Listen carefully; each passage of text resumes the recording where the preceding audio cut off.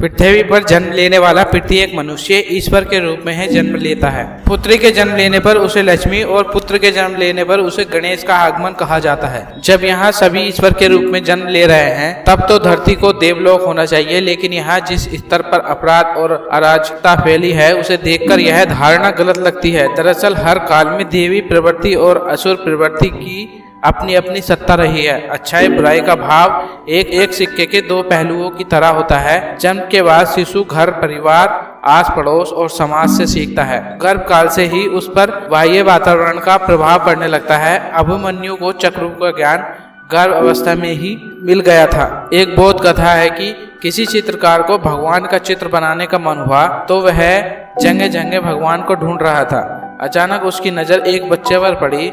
उसके भोलेपन को देखकर उसे लगा कि यही बच्चा भगवान है। उसने उसका चित्र बनाया। कुछ वर्षों बाद उसे किसी दैत्य का चित्र बनाने का विचार आया। चित्रकार कारावास गया और वहां एक अपराधी का भीषण रूप देखकर उसे लगा कि यही दैत्य है। उसने उसका चित्र बनाया। पता चला कि कुछ ही दिनों बाद उसे फांसी होने वाली है। फांसी वाले दिन फिर चित्रकार कारावास गया। कैदी ने चित्रकार को देखकर कहा कि आपके पास दो तरह के चित्र होंगे, जरा मुझे दोनों दिखाइए। चित्रकार ने दोनों चित्रों को उसे दिखाया तो वह रोने लगा। कहा कि आज क्यों रो रहे हो? तब कैदी बोला कि उसने जो भगवान वाली तस्वीर बनाई वह भी उसकी बचपन की है। आश्चर्य यह है कि जब ईश्वर के रूप में जन्म लेने वाले बच्चे में जब दुष्शक्तियाँ आने लगती है तो वह बच्चा दैत्य बन जाता है। पृथ्वी पर मानव जीवन का इतिहास सदियों पुराना है। पृथ्वी के अलग अलग हिस्सों में अनेक प्रकार के लोग बसते हैं।